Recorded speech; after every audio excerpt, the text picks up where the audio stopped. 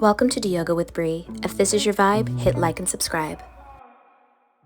Hello friends, and welcome back to my channel. I am Do Yoga with Bree, and I'm super excited to have you today because we're talking about being blissed and bougie, how to let go of your scarcity mindset. If this is your vibe, make sure to hit like and subscribe, and let's hop right in. You know how I like to do things: short, sweet, fluff-free, to the point.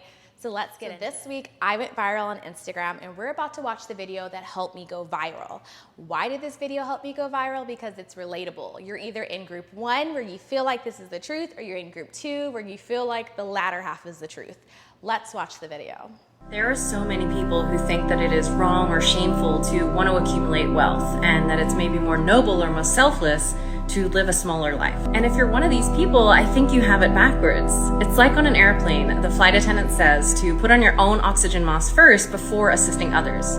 Why? Because the better shape you're in, the more you're able to assist others. So, let me know down below what you think of that video and how it relates to you. And if you're not following me on Instagram, make sure you do at Do Yoga with Bree. You gotta check out those comments because it's beautiful discussion going on back and forth about that video. What I've learned as I have taken my Digitalize Your Dharma course more to like one-on-one teachings versus just a group course is that people that are spirit entrepreneurs have somewhere down the line heard, if you leave your 9 to 5, if you work for yourself, if you don't stick with your corporate job, you are not gonna make the money that you are right now. And that is just not the truth. Now, do you need several different ways to make your money, different income streams of revenue? Duh, I highly recommend that for anybody, regardless of what your career is.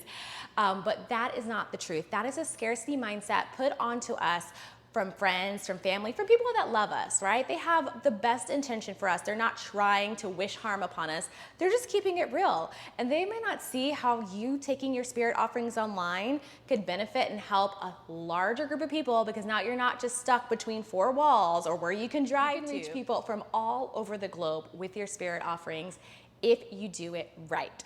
Now, one thing I tell all of my students, all of my people that work with me one-on-one, is that you have to change your mindset by tapping into your mindfulness. You have to get your heart right. You've heard me say that before you can take on anything. Because if this is not right, it's gonna go into everything that you do. And once you get your heart right, you have to find imperfect action. Everything that you do is not going to be ready to go the way that you think it should be, and you have to trust in the fact that the universe, God, that leap of faith is going to go into fruition the way it should. And number 3 is that you have to be consistent. So many people are on the verge of that breakthrough, the verge of receiving abundance, their blessings, and then they stop, they quit, or they get lazy. And that is what creates a differentiator between those of us who have found success and those of us who may not be as successful. Have you truly been consistent on what you're doing? What is a scarcity mindset? Let's get a true definition of what this is so we know what we are going to start battling with, what we're going to take down, what we're going to be shifting. Dr. Stephen Covey is the one that gives the best description. I couldn't have said it better myself, so I'm going to read to you his words. To have an abundance mindset is to believe that there are enough resources to go around. The scarcity mindset, on the other hand, is defined by feelings of competition and lack. If you're operating from a place of scarcity, you might believe that someone else is achieving something, meaning that you have somehow lost something. So, if you are part of my tribe, you're a yoga professional, you work in health and wellness, you might be a fitness instructor, you're probably doing Reiki or sound healing or tarot or something of that nature. I've said this before, but you're probably working in health and wellness and you're just not a doctor or therapist. Or some of you are actually therapists, licensed therapists and yogis, so maybe I shouldn't rule that part out. Whatever the case may be, you've heard that our market is oversaturated and that you are going to have to really niche down, or you're going to have to study with all of these teachers and get all of this knowledge under your belt and be able to teach yin, vinyasa, mindfulness, and everything else in between. And that is not necessarily true. Now, do I think you should have a niche? Do I think you should know who your tribe is, what's your vibe? 100%. I teach that in my course. You should definitely know who your tribe is. But I do not think that you should limit yourself to only teaching one type of yoga if you are interested in all types. And you shouldn't have to feel like if one type is your vibe that you have to go and start to do all kinds of, my video is crooked, y'all. So in the middle of this, I'm gonna straighten it out. I'm gonna leave this in here because that's real life. Anyway. I want you to start to shift your scarcity mindset that our market is oversaturated. There are so many people out there in the world that need us to help them, and the way that you approach that person is completely different than how I approach that person. I can tell you, I have done trainings with almost all the same teachers this other person, this other yoga teacher has as well. Me and him teach completely different. Completely different. And we've had all the same teachers. So he reaches a certain demographic, I reach a certain demographic, and it doesn't necessarily have to be the same people. What we're offering is different, even though we've had all the same training. And the same goes to sharing your spirit offerings. The way that he shares his spirit offerings is completely different than the way that I share my spirit offerings.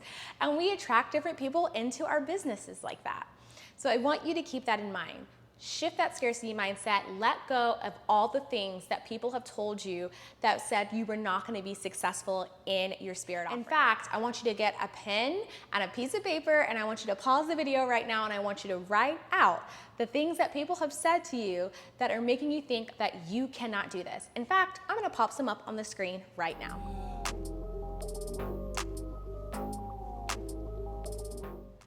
We're letting all that ish go, okay? In fact, the Shakti energy is like percolating right now.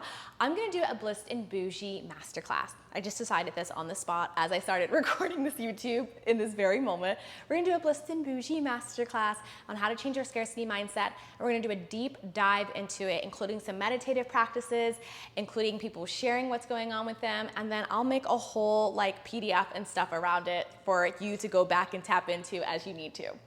That's literally happening. I'll check the description box down below. I'll put a little link for you to RSVP, and once I come up with it, we will do this together because I want you to know that I'm in your corner and I'm cheering you on. Here are my 3 ways to help shift your scarcity mindset that we'll do a deeper dive in my Blissed and Boujee masterclass that I just made up right now. 1, mindfulness. Yes, if you work in this field, you probably have a meditative practice, some breathwork practice, but I want you to tap into mindfulness.